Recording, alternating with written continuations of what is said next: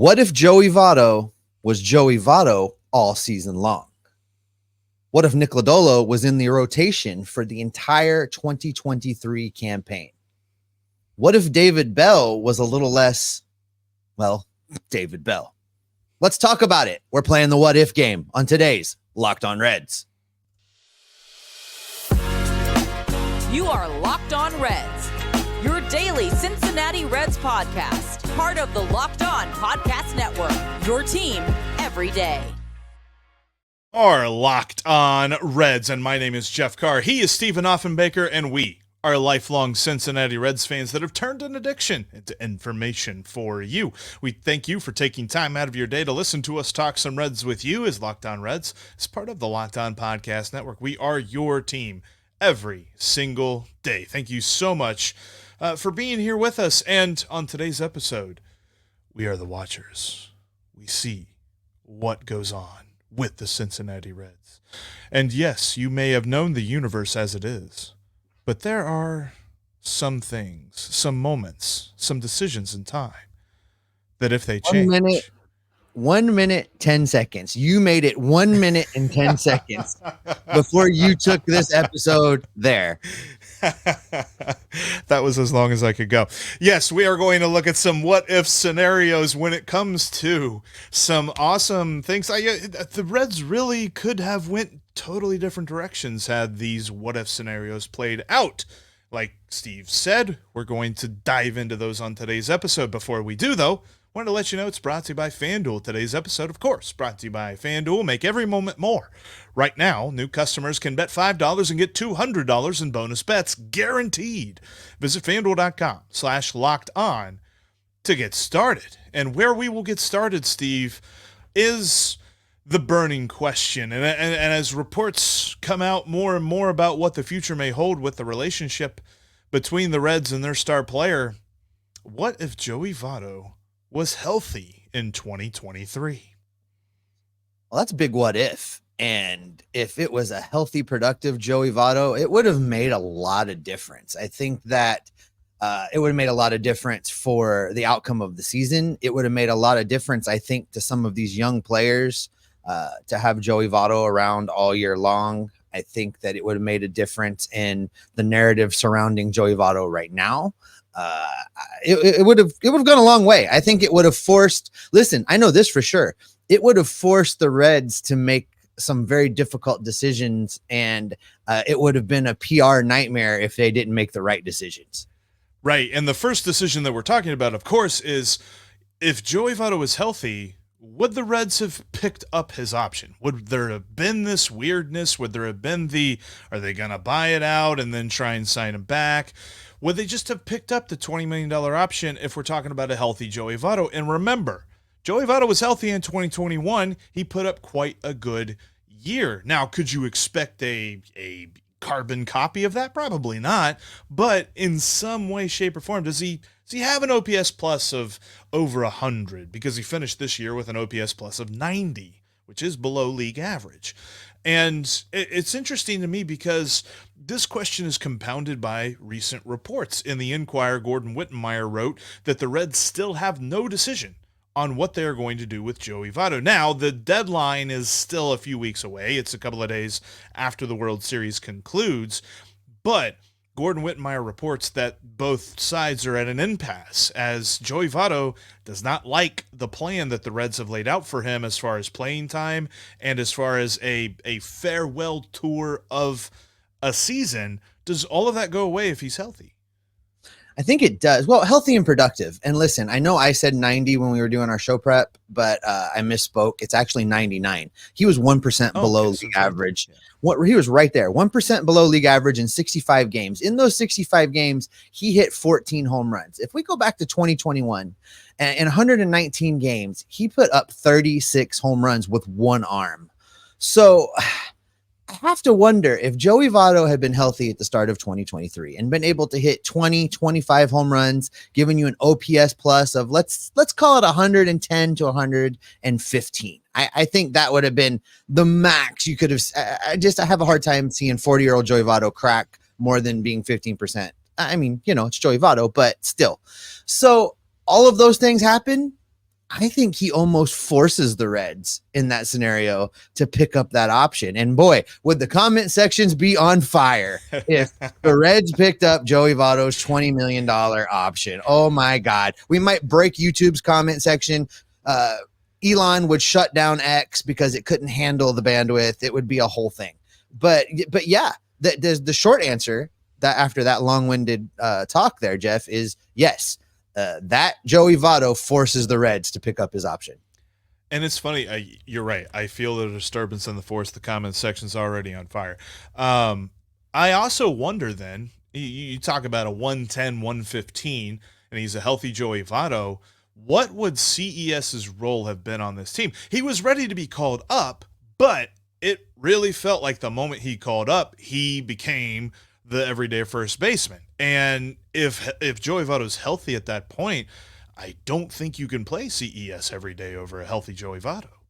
It would have had an impact. Listen, Nick Krall didn't call up any one of these young players to sit. They were all called up to play, and they were all called up to fill a need. Now, the Reds situation was there still a need that you could have brought CES up and played him mostly every day somewhere, designated hitter, third base? Probably. I mean, we saw Nick Senzel at third base a fair bit. Yes, we saw a lot of scooting around at that third base position. So between DH and third base, I think you still might have seen it happen. It may have happened a little bit later. It may have looked more like Noelvi Marte's call up than it did the CES call up. But I think we still would have seen him in 2023. His role would have been slightly different, though. And I get this, and this is where, we talk about, CES is the heir apparent now. He is going to take over first base as we move forward. And it's all because Joey just kind of allowed that to happen because he wasn't healthy.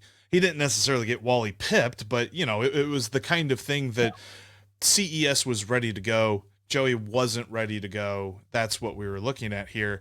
And had Joey been healthy all year, you get a 110, 115 OPS plus season out of him, then you're still talking about, okay, well, maybe he starts to, cede some playing time at first base next year, but you're not talking about part-time.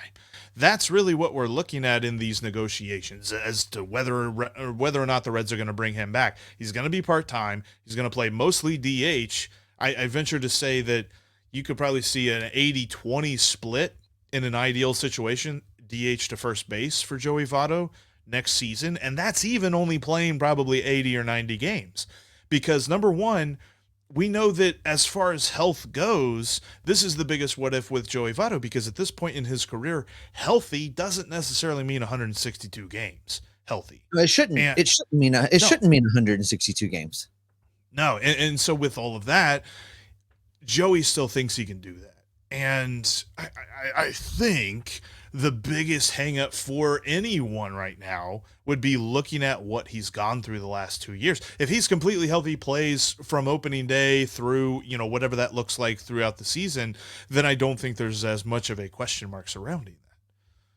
There's another little piece of this, Jeff, and I failed to mention it when we were doing our rundown setting up for the show. So surprise, I know you love this, but looking at this article in the Inquirer, we almost never get articles like this in the Inquirer. We almost never get the behind the scenes, sausage making that goes on in the Inquirer. And I don't think this article favors the Reds. So you have to ask yourself, where did this come from? And it feels like if you squint just a little bit, you can see Joey Votto having a conversation with the Inquirer, with Gordon, to maybe put a little pressure on the Reds to rethink their stance.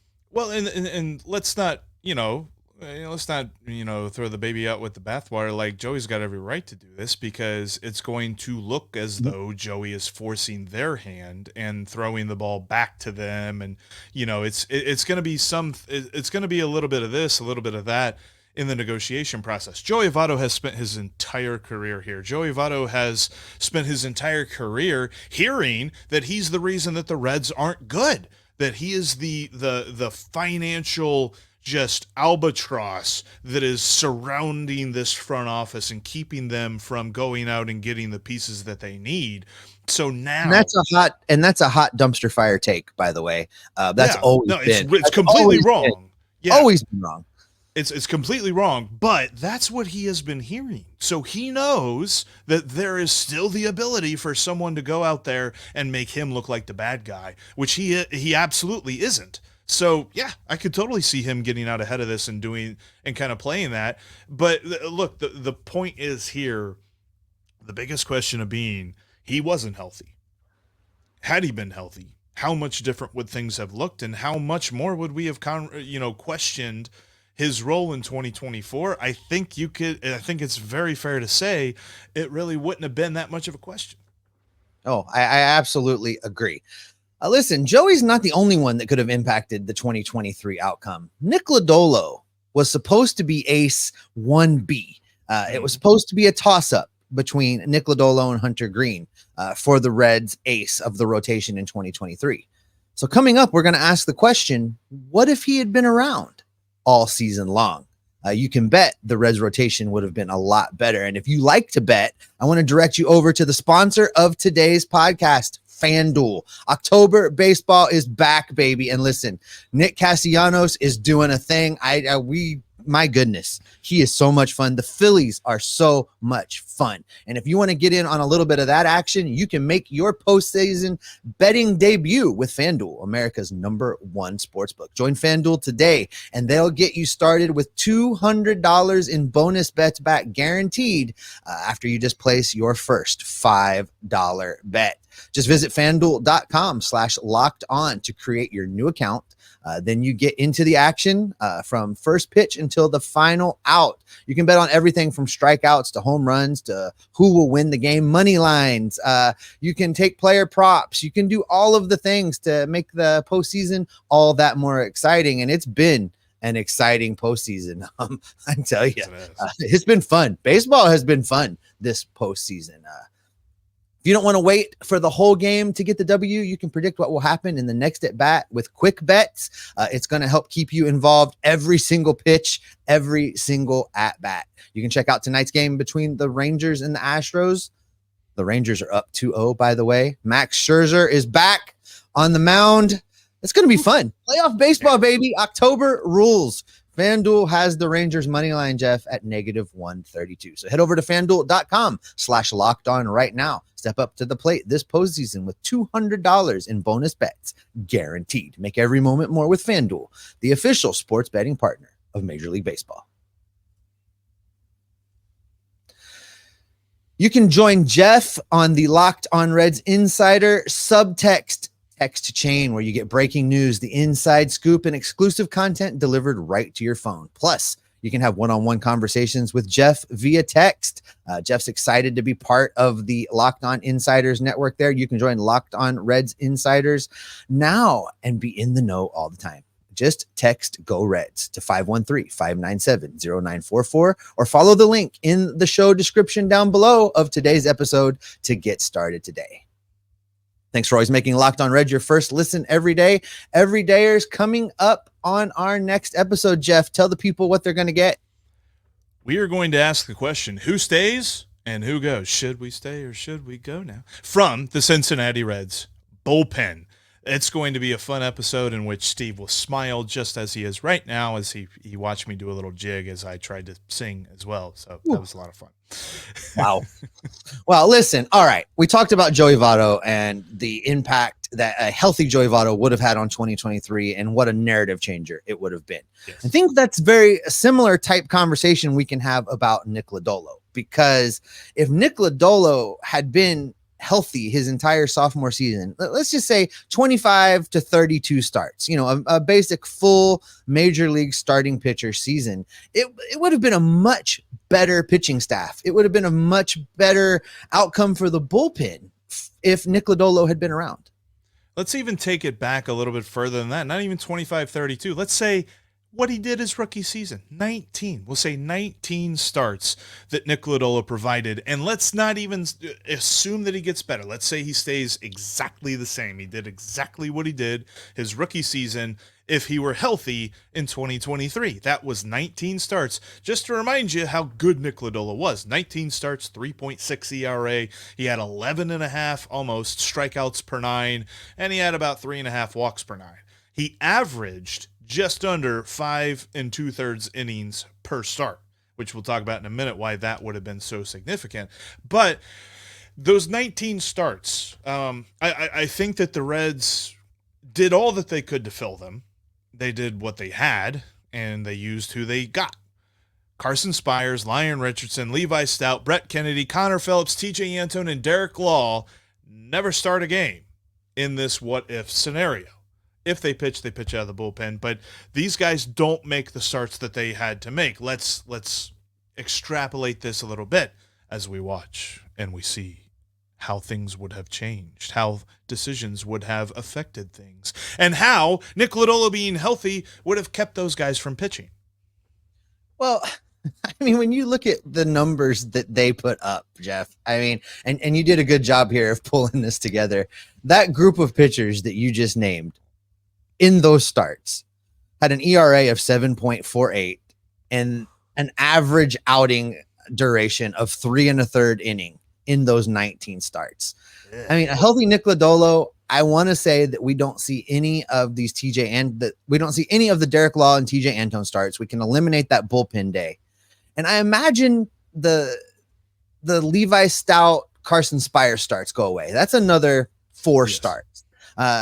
Given the other situations that occurred in the bullpen between Hunter Green going down and COVID and all the other stuff, you probably still would have seen a little bit of Brett Kennedy. We still may have seen Connor Phillips towards the end of the season, but maybe not for 5 starts. So it would have truly been impactful to have Nick Lodolo around for those starts, because I mean, you can check my math here, but I think 3.66 ERA is better than 7.48 ERA. I mean, I know the numbers are hard, but I think that's better.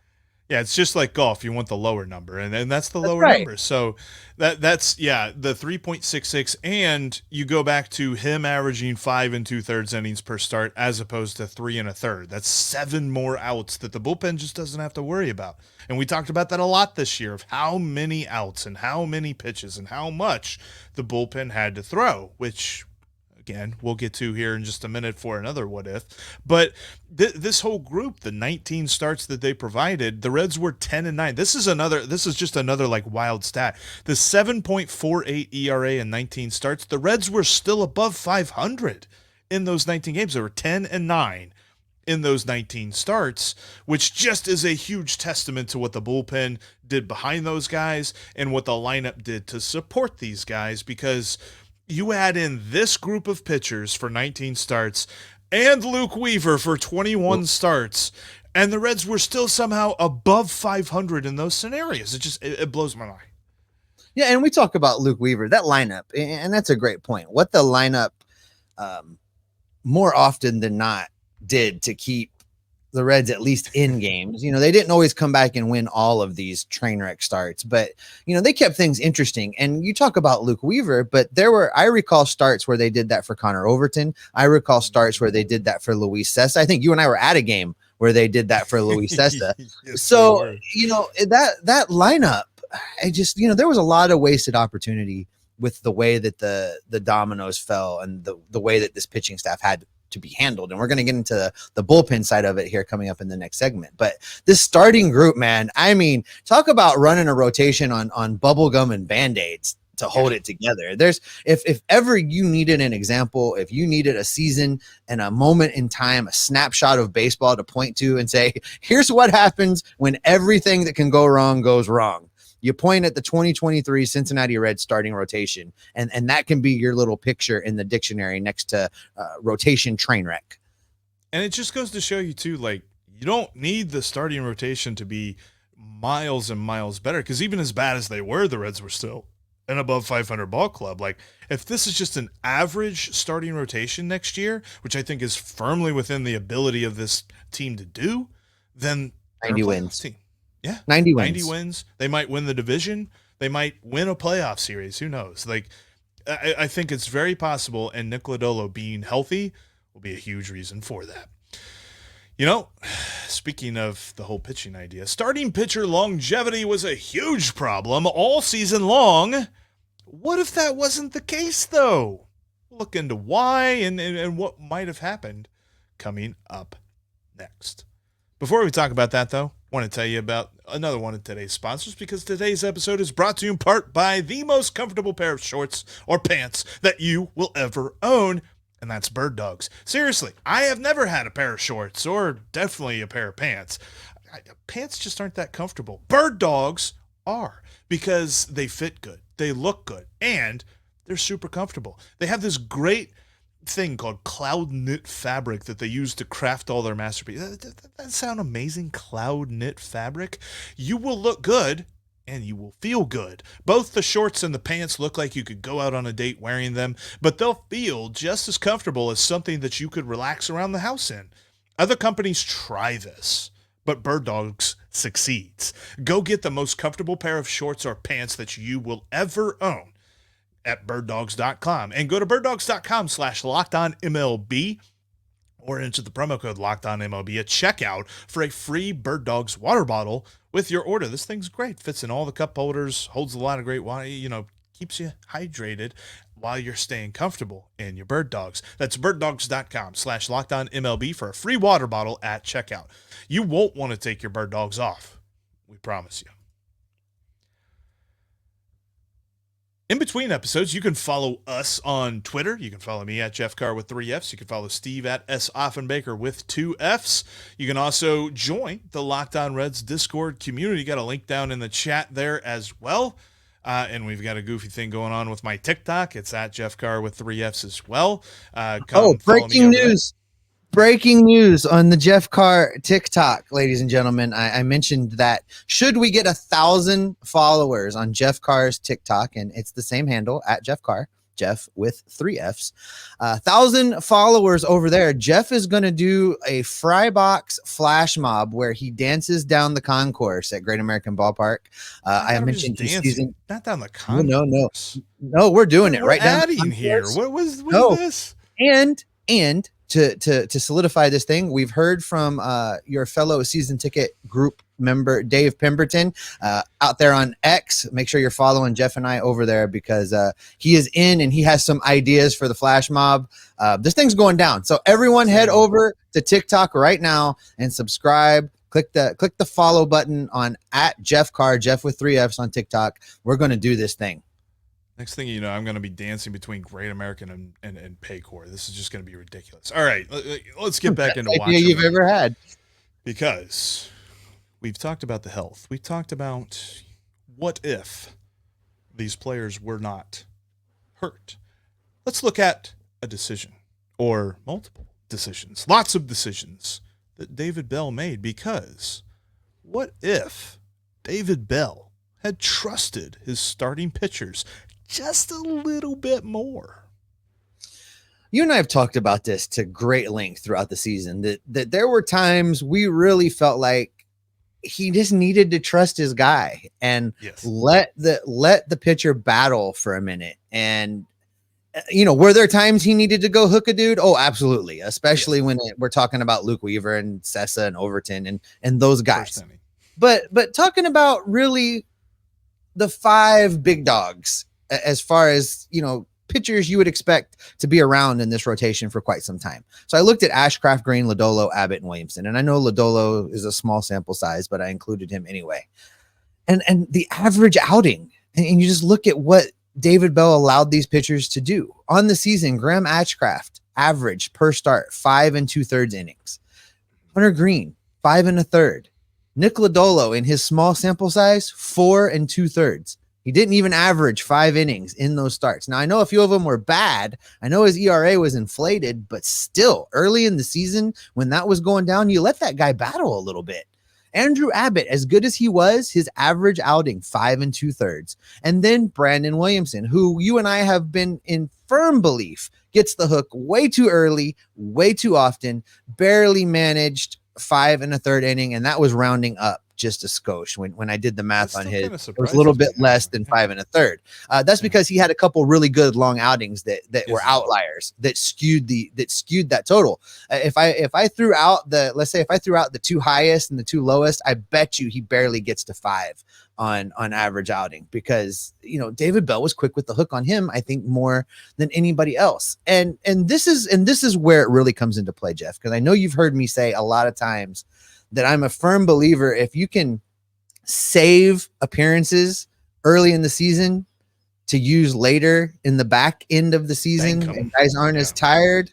And then I know that doesn't quite equate, but it does, in that we saw a bullpen that was just absolutely gassed for the last 2 weeks of the season.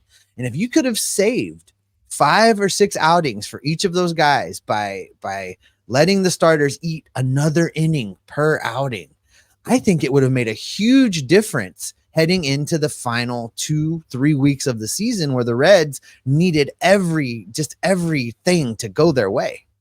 1,000%. And what we're talking here is like the taxation that they put on this bullpen. Ian Gibaut, 74 appearances, more than double his previous career best in a season.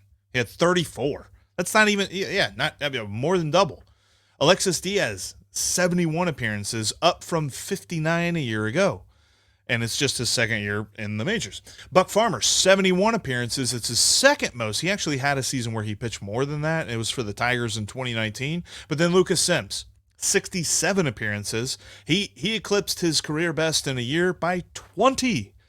I really think that at the end of a year, and we talked about this before, guys have like this threshold that they kind of expect, and maybe even, this kind of area of performance where they're just like, okay, I could probably stretch and get to that. We talked about this with Tyler Stevens. How many games do you think you can catch? Well, how many games do you think a guy can pitch? And we really pushed it with most of these guys this year. And I think had we done the thing where you bank some of those, maybe even take some of those off the box score altogether, then they pitch a lot better in September. I'll be interested when we have a friend of the podcast, Lucas Sims, on. I would love to talk to him about how he felt those last 10 outings. 20 games more than his previous high, coming off of a pretty significant injury. That's a monumental ask of a pitcher to ask him to throw 20 games more than his previous high ever, coming off of an injury like that. I would love to pick Lucas's brain a little bit about how he was feeling during that time, how his arm was feeling, what he was thinking as all that was going down. And Ian Gibaut, Ian Gibaut, more than double, 74 outings. That's something. And I wonder what the long-term impact of that usage is, where, Buck Farmer's done it before, so seemingly he'll be okay. Alexis Diaz, that jump from 59 to 71, it's, 11 games, 12 games. I think that's okay. I don't think there'll be a long-term impact there. 71's a lot of games, but I think he'll be okay. I'm worried about the impact on Ian Gibaut and Lucas Sims' arms, though. Those are dramatic increases in wear and tear for a couple of pitchers. It'd be interesting to see how things work when they start to fire it back up in February. It's going to be something to pay attention to. That by itself almost makes me wonder the Gibaut number. Like, did we miss him on our most surprising players list? Because it's surprising that you see a pitcher go from 34 to 74 for his highest appearances. And to be honest with you, there were a few games where Ian Gibaut was very annoying, but for the most part, he was a solid pitcher, and he did not have these blow-ups that we saw a year ago. Like, there were some bad outings that he had in 2022. He didn't really have a ton of those in 2023, but to see all of those numbers, it just goes back to asking, and yes, there are analytics that say, and I know there's probably some analytics folks that are screaming right now, like, you don't let guys go through a third time in the order. But I think there's got to be a reassessment of starting pitching, because bullpens cannot sustain this year over year. I want to just one more point on Ian Gibaut. Since he came to Cincinnati, this is very interesting, Jeff. Since he came to Cincinnati, his first year in Cincinnati, they more than doubled his previous number of games in a season. And then the following year, 2023, they more than doubled it again. So his previous high before coming to the Reds was 14 games in a season. His first season in Cincinnati, he pitched in 33, and he had an appearance in Cleveland that year as well. So that gave him a total of 34. And then he went from 34 to 74. So next year he's going to pitch in every game, I think, is the direction that David Bell's going with 150 appearances. Yeah. I just think, like, do you remember like Pirates of the Caribbean and the whole like Davy Jones ship, and he had those guys that were just like lifetime or, after lifetime servitude to him that just would make the ship go faster. Yeah. Like obviously the Reds bullpen was not that bad of working conditions, but that's what it felt like. It felt like they're just like, yep, just keep rowing, dude. I know you're about to fall over on your oar, but we got to keep this thing going, and you got to go out and pitch again. Like, figure out how to get that arm loose and go out there and throw some more pitches. Like, at some point in time, I'm sure David Bell leaned in and said, "Don't worry, you have another arm. We can. It'll be fine." Yes. But it's key. Like it's clear. Like next year, David Bell's got to manage in a way. He's got to be able to bank some of these bullpen outings and some of these appearances earlier in the season, so that when we hit that playoff stretch run, we're ready to go, and he can make that difference there in the end with some arms that, all right, they're not like fresh, but they're also not dead. Well, there's still life in them. Yeah, that's the key. They still can throw the ball, and I think it can happen, and I think it's possible, and I'm looking forward to it. The more we talk about 2024, the more excited I get, Jeff, and I think that will be a good spot to wrap up today's episode of Locked On Reds. Thanks so much for making Locked On Reds your first listen of the day. Everydayers, coming up on tomorrow's show, we are going to look at, I'm not singing like Jeff did or doing a jig, but we will be looking at who stays and who goes as far as the Reds bullpen in 2024. Jeff, tell the folks what they get when they subscribe and listen to Locked On Reds. You will get an everyday look at your favorite Cincinnati Reds team as we get ready for the 2024 season. We'll be looking back on the season that was, and as we close out this look into what could have been, the decisions that could have been made, and the situations that could have been different, we return to reality, because we will be Locked On Reds every single day. I was really waiting for you to like put on a comic book costume. I was trying to figure out how to get that helmet that he had.